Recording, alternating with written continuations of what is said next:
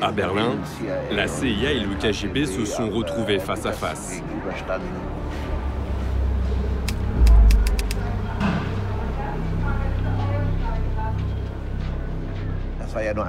La guerre des services secrets, c'était une dimension d'un conflit bien plus large. Un affrontement presque chaud, juste sous la surface de la guerre froide.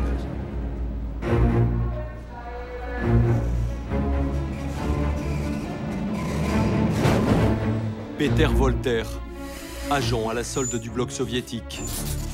Entre 1978 et 1988, il effectue près de 100 fois ce voyage sous haute tension. D'Allemagne de l'Ouest, où il vit alors, jusqu'à Berlin-Est, où il part livrer des informations. À l'époque, le métro traversait la partie est de Berlin. On traversait des stations au ralenti. Elles étaient plus ou moins dans l'obscurité. On voyait que les sorties et les entrées étaient bloquées par des sacs de sable. Et dans chacune de ces stations, la police patrouillait avec des kalachnikovs. C'est ce qu'on voyait. On traversait au ralenti ces stations de métro fantôme. C'était une image très concrète de la guerre froide.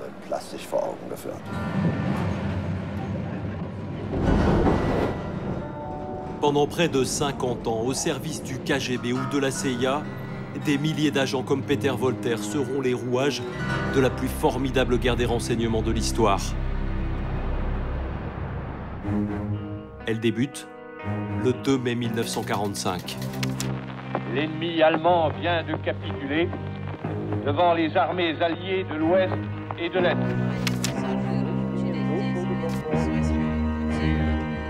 The German war is therefore at an end. Полностью овладели столицей Германии, городом Берлином. Deux mondes se font maintenant face. Deux blocs clairement délimités. Et au cœur de l'Allemagne de l'Est, une ville qui va devenir un champ de bataille. Berlin, coupé en deux. Une nouvelle guerre s'y prépare, mais celle-ci ne sera pas frontale. C'est une guerre d'un type nouveau, une guerre secrète, du mensonge et de l'intoxication. CIA, KGB, pour chacun l'objectif est d'asseoir son influence, d'imposer son idéologie.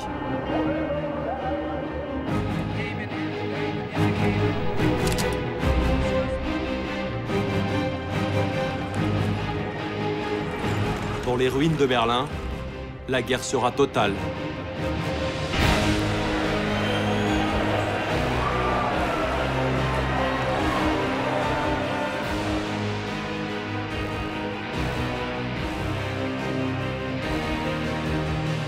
Oubliez les sourires et les poignées de main, les vainqueurs ne sont déjà plus des alliés.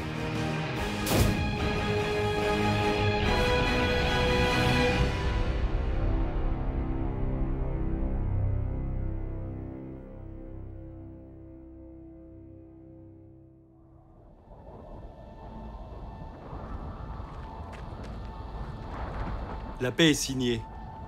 Américains et soviétiques, les deux grands vainqueurs n'ont plus la force de s'affronter sur le terrain. Alors chacun place ses pions, on s'observe. C'est ainsi que débute la guerre du renseignement. Nous nous trouvons ici sur l'un des lieux clés de la guerre froide, l'aéroport de Tempelhof.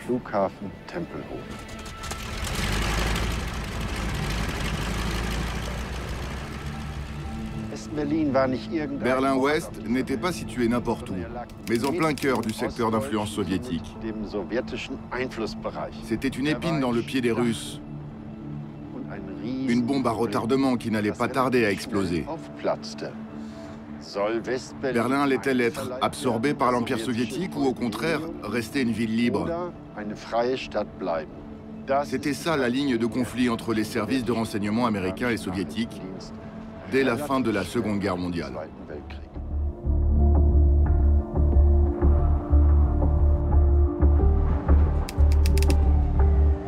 Aux États-Unis, on prend conscience que le temps va virer à l'orage. Les Soviétiques ont un coup d'avance. Ils ont créé leur service de renseignement dès 1917. L'Amérique a 30 ans de retard.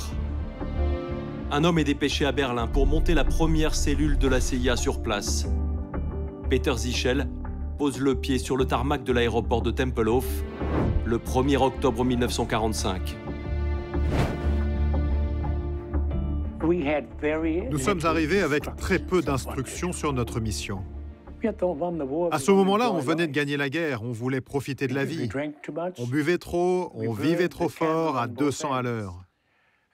Et puis, lentement, on a réalisé qu'il allait falloir se réveiller.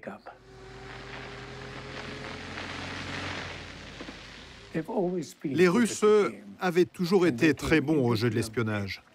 Ils étaient arrivés en Allemagne avec des gens qui connaissaient le pays, qui parlaient la langue. Ils connaissaient le contexte et surtout, ils maîtrisaient le renseignement. Nous avons dû apprendre ce qu'était le renseignement. Et il nous a fallu 1 ou 2 années pour le faire. L'Amérique, jusque-là, n'avait jamais œuvré dans le domaine de l'espionnage. Les Soviétiques vont porter le premier coup de la guerre froide et il sera brutal. Le 24 juin 1948, au petit matin, les troupes soviétiques coupent les routes, les voies de chemin de fer, les voies d'eau. C'est le blocus. Ils veulent étouffer Berlin-Ouest.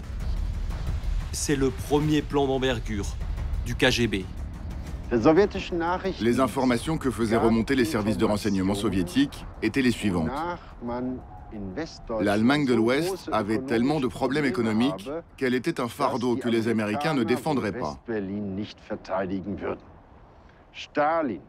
Staline, au moment où les deux camps voulaient étendre leur zone d'influence, y a vu une chance, mettre enfin la main sur Berlin-Ouest.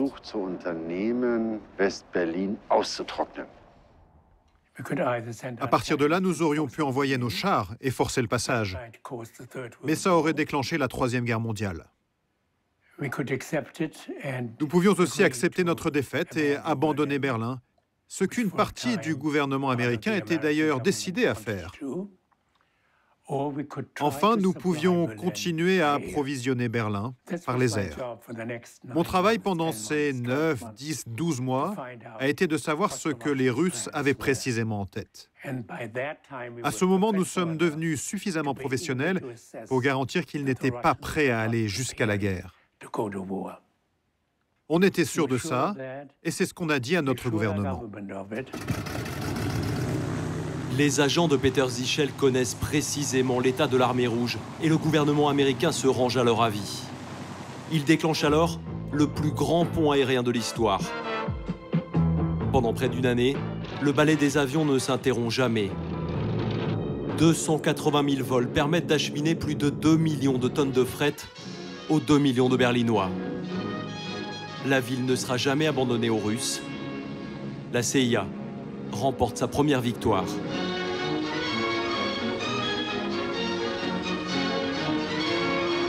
Yes, the life of Berlin has been maintained.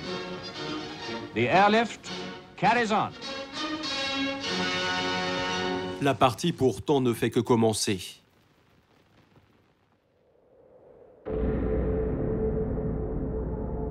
Depuis Moscou, au début des années 50, Staline mène un combat idéologique mondial. En Corée, au Vietnam, en Chine, les communistes s'installent. Le KGB est toujours là, en sous-main. Berlin, c'est la limite occidentale de l'Empire. De nouveaux agents sont chargés de consolider cette position.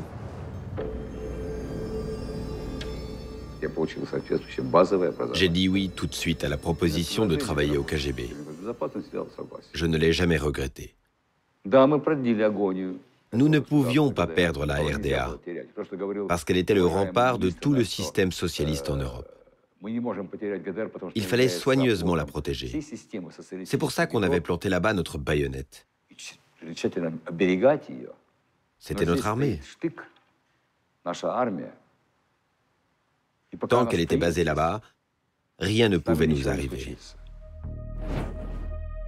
Georgi Zakharovitch Sannikov, pur produit du KGB. Sa carrière, il la finira avec le grade de colonel. Il a 29 ans lorsqu'il débarque à Berlin. Le siège du KGB à l'époque fait peur à tout le monde. Karlshorst, au sud de Berlin.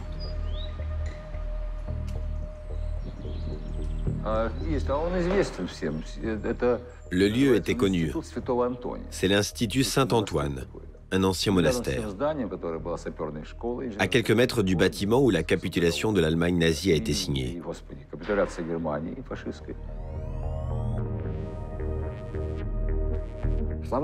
La guerre du renseignement faisait rage et malheur à celui qui perdrait. C'était à qui pénétrerait le plus loin, le plus profondément dans le camp de l'autre. C'est celui-là qui vaincrait, qui parviendrait à ramener des informations vitales pour son gouvernement. Pour ça, on était prêt à utiliser tous les moyens possibles.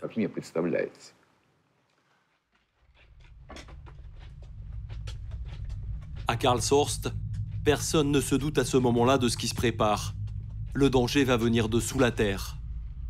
La CIA prépare dans le plus grand secret un plan qui pourrait faire basculer le rapport de force. Il est apparu très clairement aux Américains, Britanniques et Français à quel point ils en savaient peu sur le bloc de l'Est. Les Soviétiques avaient beaucoup plus d'informations. C'était facile de se les procurer. Il existait des annuaires téléphoniques avec le détail de toutes les unités américaines, les noms des responsables et leurs numéros de téléphone. Tout cela n'existait pas du côté russe.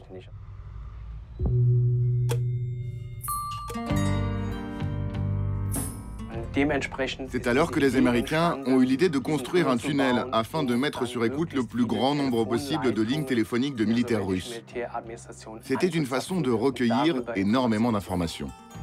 On nous a demandé de localiser les lignes téléphoniques. Nous avons fini par y arriver grâce à un agent infiltré dans les services postaux est-allemands. Il était en charge des lignes. J'ai pensé que c'était un super plan. Le tunnel est creusé. 450 mètres sous le rideau de fer, jusqu'aux lignes téléphoniques soviétiques. À partir de là, la CIA va occuper 600 agents chargés d'écouter un demi-million d'appels téléphoniques. Pendant 11 mois, elle s'imagine qu'elle a pris un avantage décisif. Mais elle a beau éplucher les conversations soviétiques, rien d'intéressant.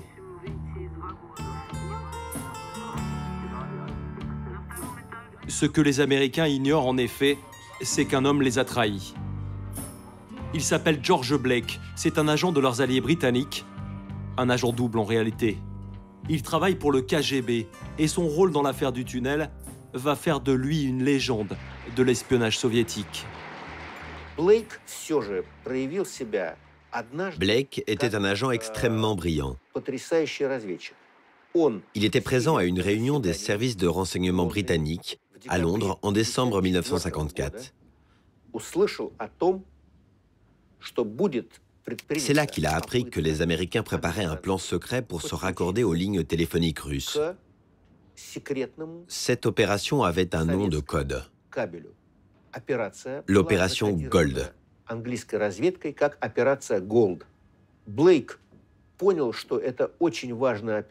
Blake a immédiatement compris l'importance de ce plan. Et un mois plus tard, tous les renseignements et la documentation technique de l'opération Gold se trouvaient sur un bureau à Moscou.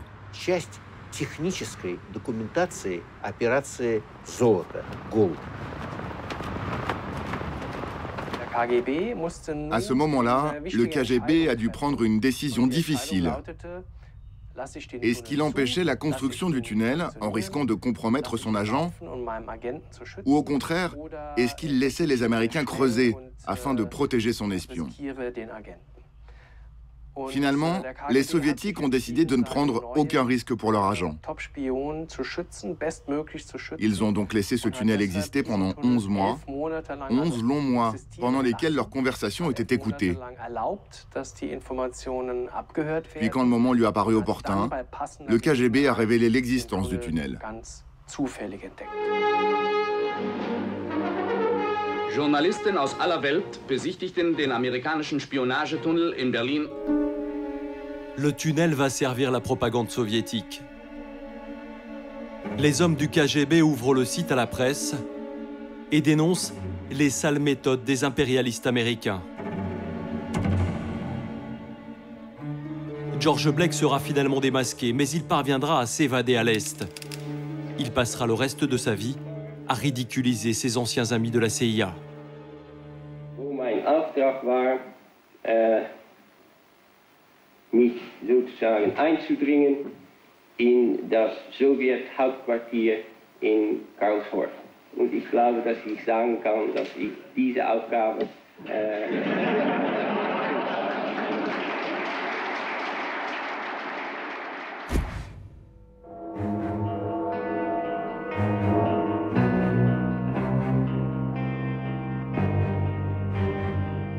En 1961, l'Allemagne de l'Est se barricade. Le duel entre le KGB et la CIA se matérialise. Une balafre en plein cœur de la ville. Avec le mur de Berlin, la guerre froide atteint un sommet.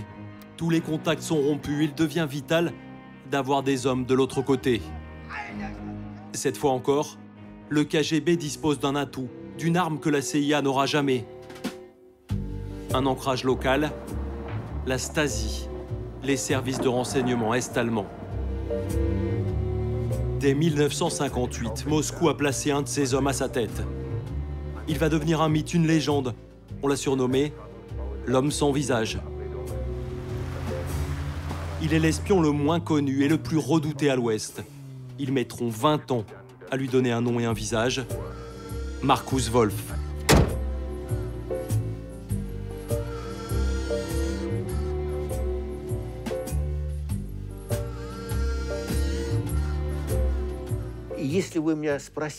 Est-ce que la nomination de Wolf a été un succès des services secrets soviétiques?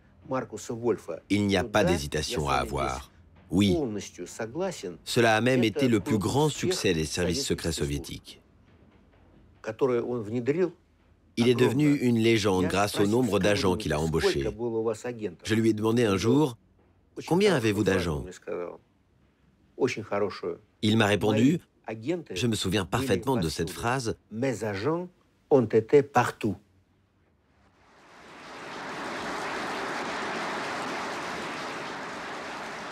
Markus Wolf le voici en 1981. Sur ce document exceptionnel sorti des archives de la Stasi, il s'adresse à un parterre d'espions. Il en a placé 5000 dans toute l'Europe. Für uns, die wir die großen Traditionen der sowjetischen Kundschafter verehren, pflegen, für uns stets zum Vorbild nehmen, die sich vor den Namen des Begründers des tschechistischen Organs, des Genossen Felix Edmundowitsch Dzerzhinsky, verneigen. Avec Markus Wolf, le siège de la Stasi au cœur de Berlin ne va pas tarder à faire aussi peur que celui du KGB à Moscou.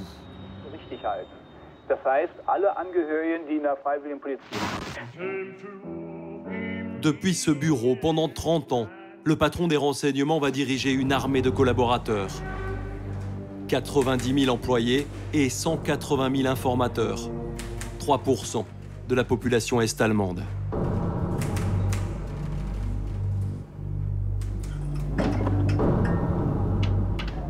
Dans les caves du bâtiment, les archives de la Stasi. Des milliers de mètres linéaires de dossiers. À l'intérieur, des noms, des lieux, des visages, des vies scrutées et espionnées. Presque un Allemand de l'Est sur 3 aurait été fiché ici. Sous la coupe du KGB et de la Stasi, l'espionnage à l'Est est devenu une redoutable mécanique. Wolf était un intellectuel, un de ces maîtres espions de la guerre froide. Plus sa carrière avançait, plus il était efficace à espionner l'Ouest, à arracher des secrets à l'Ouest, des secrets technologiques. Il avait des espions très haut placés en Allemagne de l'Ouest notamment. Par exemple, une source dans les services de renseignement ouest-allemands lui fournissait des rapports de l'OTAN sur la politique de l'organisation, la stratégie militaire des Alliés, et même des documents top secrets de la CIA. Markus Wolf orchestre cette gigantesque collecte d'informations. Au début des années 70, elle est capitale. L'Union soviétique et les États-Unis sont en pleine course à l'armement. À eux deux, ils comptent déjà plus de 40 000 têtes nucléaires. Grâce au rapport de ces espions, le KGB aura toujours un coup d'avance. Il connaîtra en permanence le positionnement des missiles américains, l'état des troupes de l'OTAN, la menace réelle que fait peser l'Amérique sur l'URSS.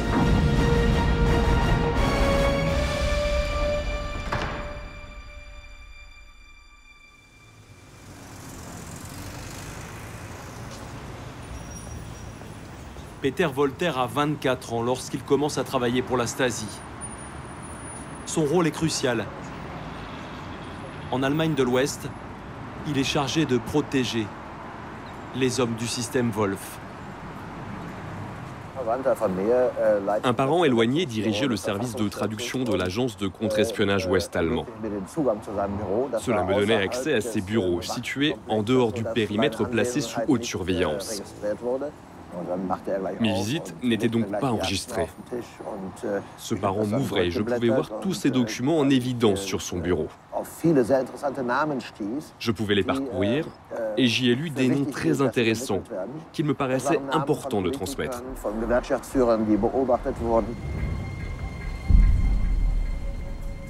Il s'agissait de politiciens et de syndicalistes qui étaient soupçonnés par les services de l'Ouest. Ce sont les noms de ces gens que je transmettais et je sais avec certitude que grâce à cela, on a réussi à exfiltrer plusieurs personnes de la zone ennemie.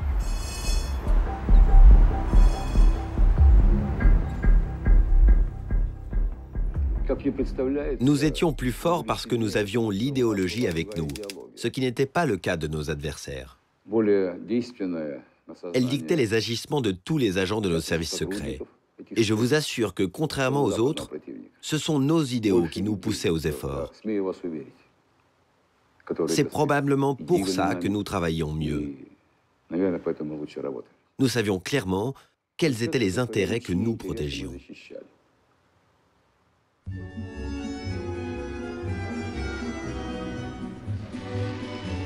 La bataille entre la CIA et le KGB est idéologique. Et à cette époque, les idéaux communistes trouvent un écho dans la jeunesse de l'Ouest.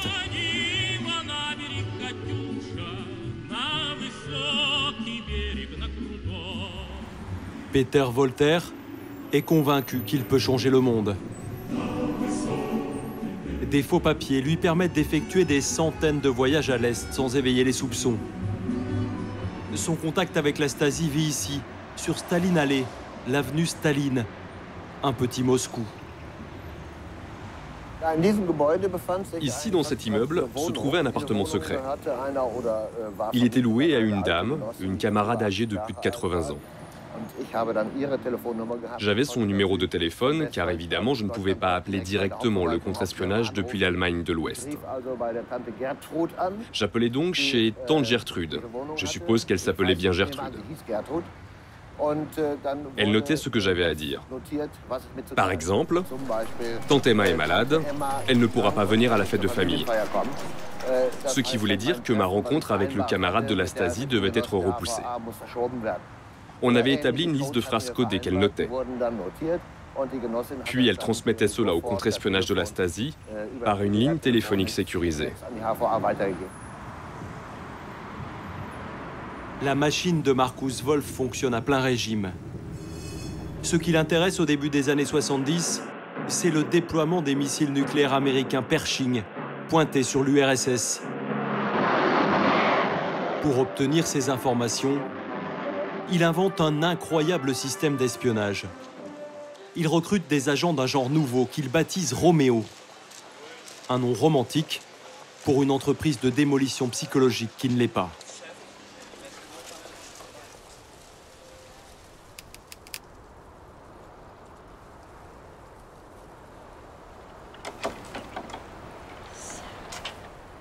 Gabrielle Klim a fui l'Allemagne. Ce qu'elle n'arrive pas à fuir, ce sont les souvenirs. Le 7 juillet 1977, elle est assise à la terrasse d'un café à Bonn lorsqu'un homme l'aborde. C'était vraiment, comment vous dire, c'était l'homme de mes rêves. Je m'étais toujours imaginé l'homme parfait, et tout à coup, il se trouvait là devant moi. Je ne croyais même pas que ça existait, un homme comme ça. Mon premier instinct a été de m'enfuir. Mais je suis restée.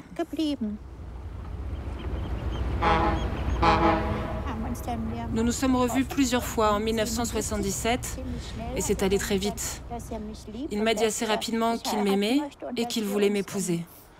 C'est allé si vite qu'on avait prévu de se fiancer en janvier 78. Gabrielle a 32 ans. Elle est traductrice à l'ambassade des États-Unis. Cette rencontre prend pour elle des allures de film romantique.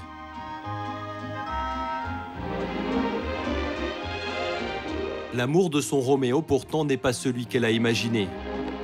Cet amour se monnaie. Et le prix à payer, c'est les documents confidentiels qui passent entre les doigts délicats de Gabrielle. Je lui apportais des documents, mais il était très habile.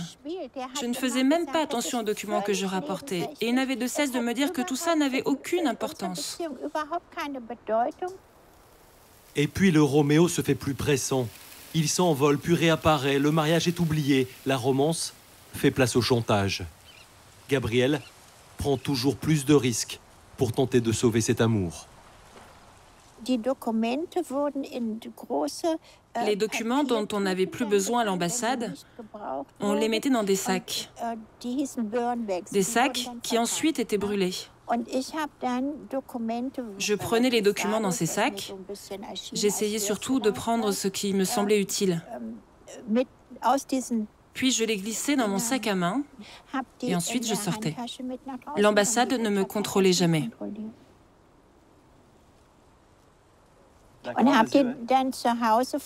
Ensuite, à la maison, je les photographiais, puis je les jetais ou je les ramenais pour les remettre en place. Il s'agissait de documents sur des systèmes d'armement, comme les missiles Pershing. Oui, ça, je m'en souviens bien. C'est une technique de compromission. Il s'agit de compromettre quelqu'un qui, au bout du compte, lorsqu'il est mouillé, ne peut pas se permettre d'avouer qu'il ou elle a remis des informations à son amant ou à sa maîtresse. C'était une spécialité de l'espionnage. Nous avons essayé les Roméo, nous aussi, bien après les Soviétiques, et ça n'a jamais fonctionné. On n'a jamais trouvé la bonne fille. Ou les bons Roméo. Les Soviétiques ont bien mieux réussi.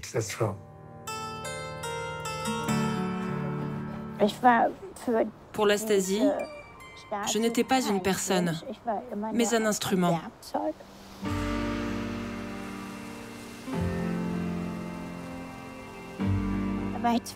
J'avais 32 ans. J'étais jolie, intelligente.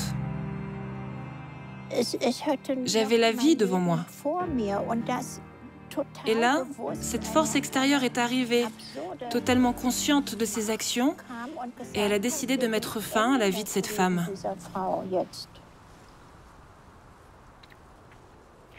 Parfois ça va mieux, et parfois ça ne va pas du tout.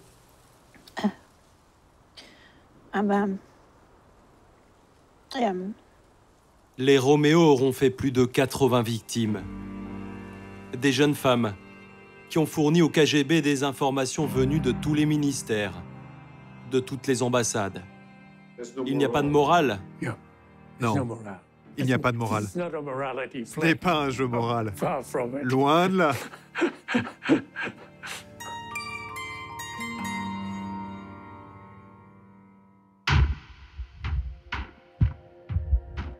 La CIA non plus ne fait pas de sentiments. Au milieu des années 70, le système communiste est de plus en plus critiqué. L'État policier a ses ennemis de l'intérieur. Ce sont ces hommes que les Américains recrutent. Infiltrés derrière les lignes adverses, ils se fondent dans le décor. Ils restent invisibles. Eberhard Fetkenheuer, 71 ans aujourd'hui. À Berlin-Est, il a travaillé 4 ans pour la CIA. Il était chargé d'observer les mouvements des troupes russes.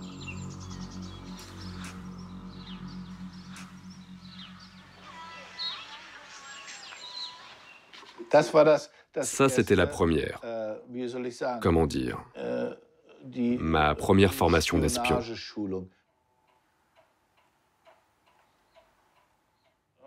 Et voici Carly.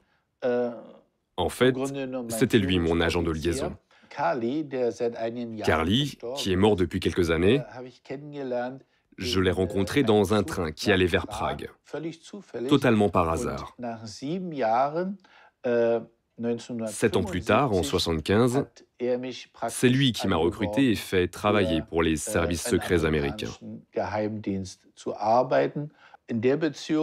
Je ne me sentais pas dans ma patrie en Allemagne de l'Est.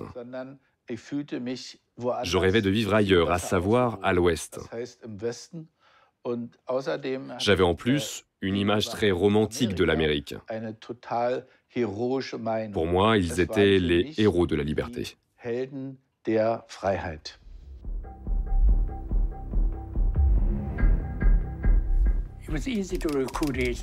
C'était facile de recruter des agents. C'était beaucoup plus difficile de recruter de bons agents. La plupart voulaient prouver leur haine des Russes. Mais ça ne nous intéressait pas.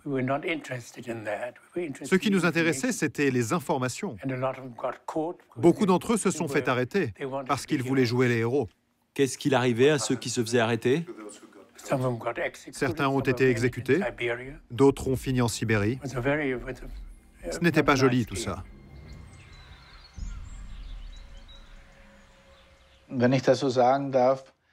J'ai commencé à penser à ce travail sans arrêt.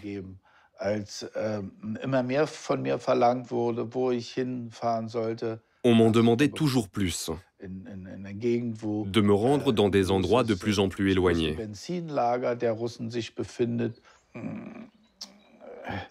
Par exemple, un jour, ils voulaient que j'aille observer le plus grand dépôt d'essence de l'armée soviétique. Au bout d'un moment, c'était devenu trop pour moi. Et puis, il y avait ma femme qui était impliquée. Elle m'aidait à déchiffrer les messages codés à la radio. Elle me suppliait d'arrêter avec ces conneries. Bien sûr, j'avais de plus en plus peur. Aujourd'hui, je n'arrive pas à comprendre comment je faisais pour dormir la nuit. Comment j'arrivais à travailler normalement, à être performant dans mon travail d'ingénieur. Alors que je vivais en permanence avec une épée de Damoclès au-dessus de la tête.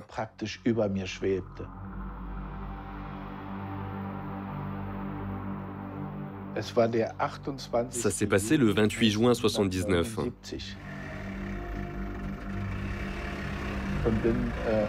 Je descendais une rue en voiture lorsqu'une Volga de couleur brune a surgi subitement derrière moi. Elle m'a doublé puis s'est mise en travers de ma route.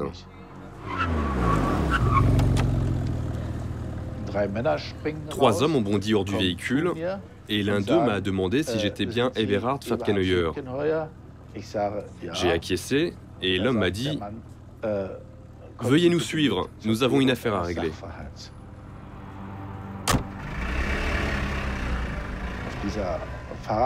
Durant le trajet, je me suis dit « Regarde bien ces arbres, parce que tu ne les reverras peut-être pas de sitôt. » Et c'est ce qui s'est passé. Eberhard Fetkenheuer vient de tomber. La CIA a perdu un agent.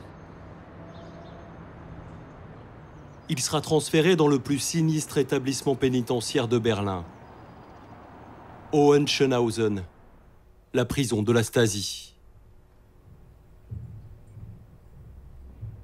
Ici, il sera interrogé par les agents des services de renseignement, jugé de manière expéditive, puis condamné pour avoir espionné pendant 4 ans des installations militaires soviétiques. En tout, Eberhard Fetkenheuer va passer 6 années dans une cellule comme celle-ci. Nouvelle victime de la guerre des services secrets.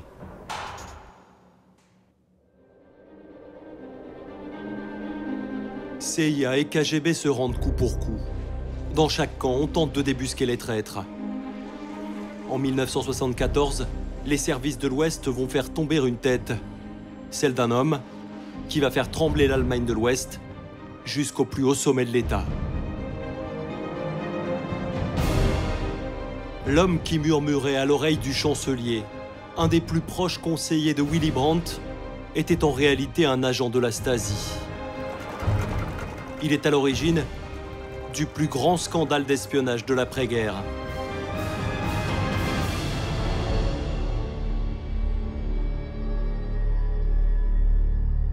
Günther Guillaume, c'est son nom, est passé à l'Ouest à 29 ans. Avec sa femme, il s'installe à Francfort et entre au Parti social-démocrate. En vivant officiellement une vie de citoyen normal, cet espion exceptionnel va grimper tous les étages de ce qui deviendra le parti au pouvoir.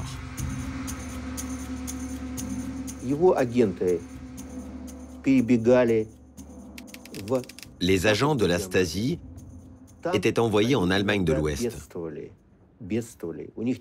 Là-bas, ils tombaient parfois dans la misère. Ils n'avaient rien, ni argent, ni aide. Ils coupaient le contact. Les services de renseignement soviétiques ne les soutenaient plus du tout.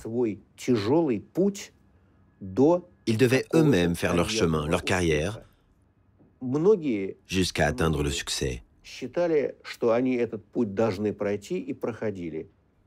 Plusieurs réussirent, et parmi eux, il y a eu l'agent Guillaume. Günther Guillaume a mis 20 ans pour arriver jusqu'à la chancellerie. 20 années passées à livrer des documents sur l'orientation de la politique ouest-allemande. Lorsqu'il est démasqué le 24 avril 1974, le chancelier Willy Brandt est contraint à la démission. Günther Guillaume, lui, est arrêté.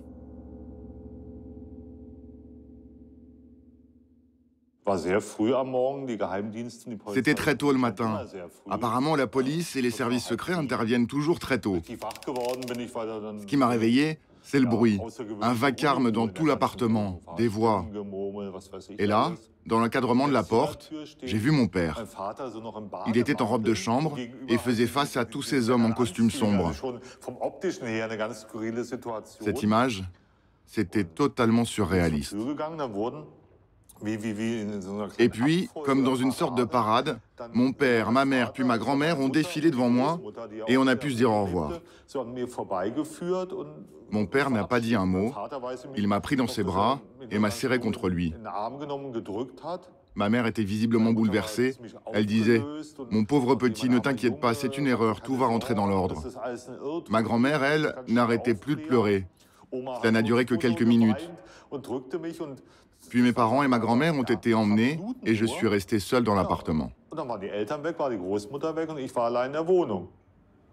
Pierre Baum a alors 16 ans. Il ne lui reste que des clichés de cette famille qui vient de voler en éclats. Il n'aura jamais une explication de ses parents. À quel point mon père était-il lui-même convaincu de ce qu'il faisait comme espion? Que pensait-il vraiment de l'Allemagne de l'Est? Je suis d'avis que durant cette vingtaine d'années passées à l'Ouest, il était certes agent, mais il a aussi évolué et a été influencé par l'Ouest. Je crois que pour mon père, cette double vie, ce n'était pas juste un mensonge pour moi et les autres. Je pense que cela le détruisait de l'intérieur. Il en a parlé beaucoup plus tard. Il a dit qu'il était au service de deux hommes. D'un côté, il vouait un culte à Markus Wolf, le chef de l'espionnage en RDA. L'autre homme était Willy Brandt, que mon père adorait. Je suis certain que ça a été difficile pour mon père, jusqu'à sa mort, de savoir, d'analyser qui il avait été vraiment.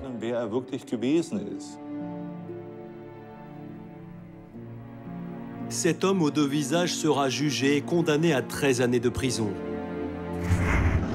En 1981, Günther Guillaume est libéré et rentre en héros à Berlin-Est. Il y sera accueilli par celui qui a fait de lui le plus célèbre espion de l'histoire de la guerre froide, Markus Wolf. Günther, willkommen daheim. Danke dir für alles. danken dir, Günther. Erstmal herzlich willkommen. Alles Gute zu Hause. Gut, dass die lange Zeit nun endlich zu Ende ist. Da begann etwas Prozess. Pour moi, un processus est enclenché, qui a duré longtemps, qui dure peut-être encore aujourd'hui, bien après la mort de mes parents. Ce processus n'aura peut-être pas de fin d'ailleurs, car je vis dans une quête permanente de l'identité de mes parents. Savoir qui était ma mère, qui était vraiment mon père. Au début des années 80, l'affaire Guillaume n'a pas arrangé les relations entre la CIA et le KGB. La guerre froide connaît une nouvelle période de grande tension.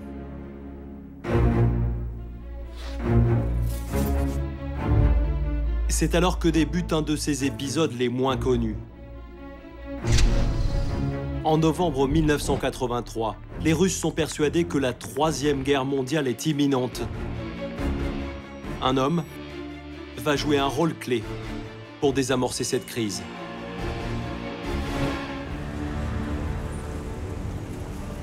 Klaus Eichner, 76 ans aujourd'hui, il était colonel de la Stasi. Son travail était de traiter les informations des agents sur le terrain. En 1983, l'OTAN a démarré de grandes manœuvres militaires.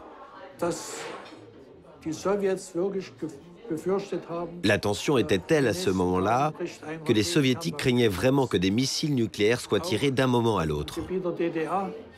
En Allemagne de l'Est, les pilotes étaient dans leurs machines, armés de missiles nucléaires. Les turbines tournaient déjà, pour ainsi dire.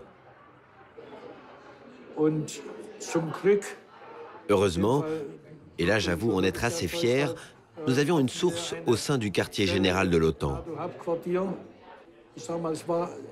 On vivait dans une paranoïa complète. Les dirigeants militaires soviétiques surtout. Ce sont eux qui craignaient la guerre et nous avons tenté de faire redescendre sur Terre ces têtes brûlées en leur soumettant les faits. À Moscou, les autorités se laissent convaincre in extremis que l'OTAN ne prépare pas une attaque contre l'URSS. Le spectre du conflit nucléaire s'éloigne. Là, notre agent, qu'on appelait Topaz, a joué un rôle décisif. Et personne à cette époque n'a su que nous étions sur le point d'entrer en guerre.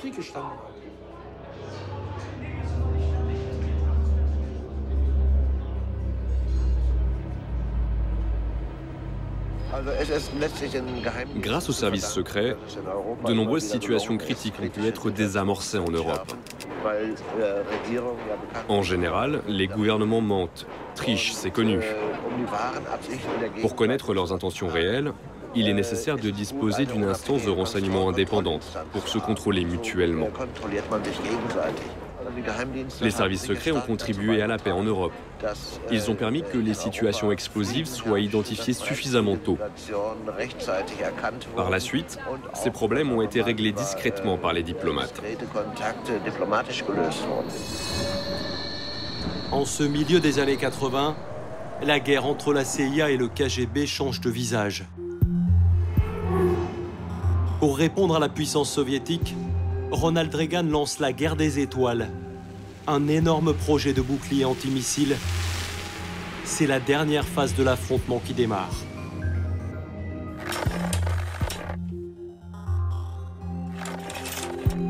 À Moscou, ces photographies qui s'accumulent sur le bureau des services de renseignement inquiètent en plus haut lieu. Les Américains sont en train de porter un coup qui pourrait être fatal à l'URSS.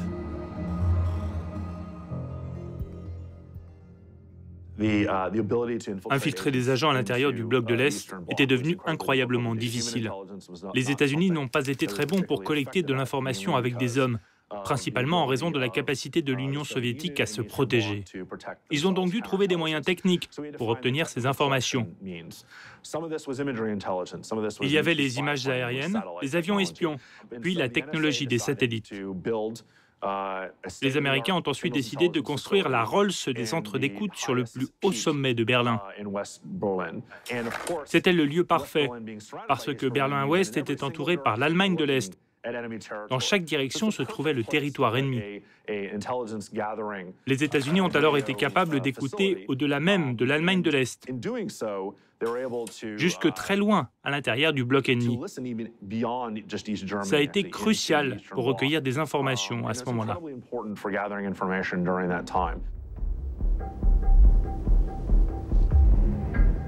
Le Teufelsberg, la montagne du diable, comme une marque bien visible de l'avantage que la CIA est en train de prendre sur le KGB. L'économie de l'URSS est moribonde. Moscou est incapable de financer plus longtemps cette guerre froide, de suivre les États-Unis. Au Teufelsberg, des centaines d'agents américains font alors tourner ce monstre de technologie. 30 ans plus tard, il reste la carcasse vide de la bête.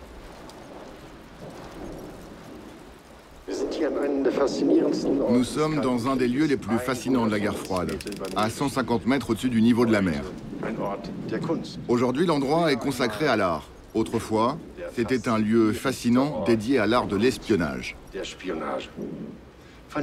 D'ici, on a écouté des milliers d'appels téléphoniques jusqu'en Europe de l'Est. C'est ici qu'on les a enregistrés, transcrits et analysés.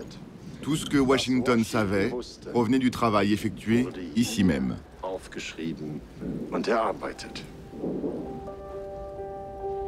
De là-haut, les agents de la CIA regardent le bloc soviétique s'essouffler.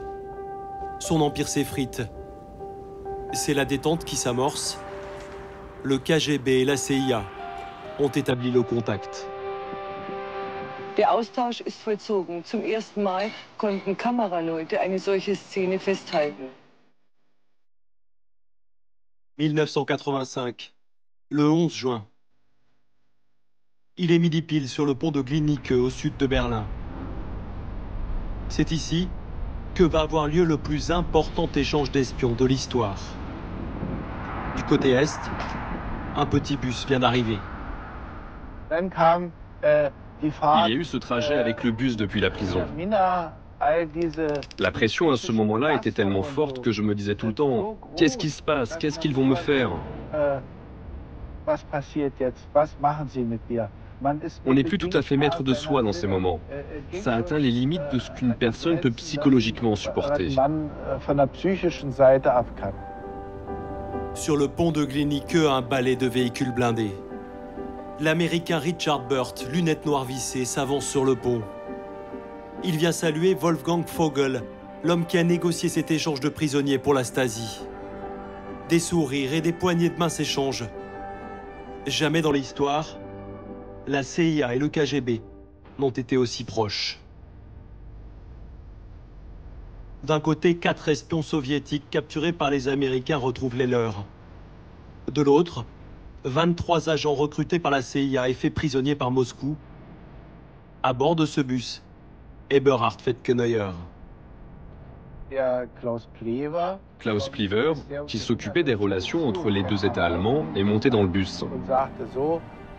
Je crois qu'il y avait aussi le négociateur américain. Ils nous ont dit « Ne vous inquiétez pas, il ne peut plus rien vous arriver. Et pour vous le garantir, on monte dans le bus et on reste avec vous. »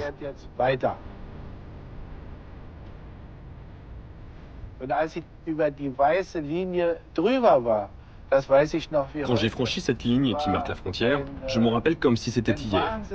J'ai ressenti quelque chose d'incroyable. C'est fini.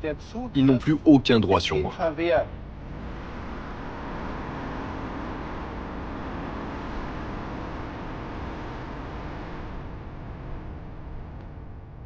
Chaque camp a repris ses hommes.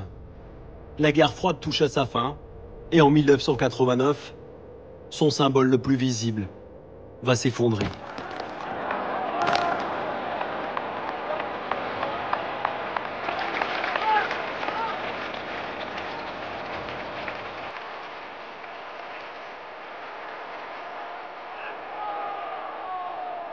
Je pense que la chute du mur a été une victoire de l'Ouest. Une très grande victoire. Cela a prouvé que le système qu'ils avaient bâti n'était pas viable, qu'il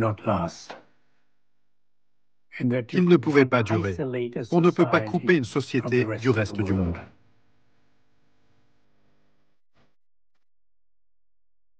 Les services de renseignement ne font plus peur. Le 15 janvier 1990, les Berlinois attaquent le siège de la Stasi. Le peuple se réapproprie son histoire. Vous pensez que vous avez joué un rôle dans tout ça? Un tout petit rôle. Juste une petite pierre sur un très grand édifice. Le KGB a perdu cette guerre. À Moscou, le système soviétique n'en a plus pour très longtemps. Ailleurs, plus tard, la CIA et le KGB se retrouveront bien des fois encore. Mais Berlin reste jusqu'ici le lieu où ils se sont livrés la plus féroce des batailles, au plus proche, presque au corps à corps.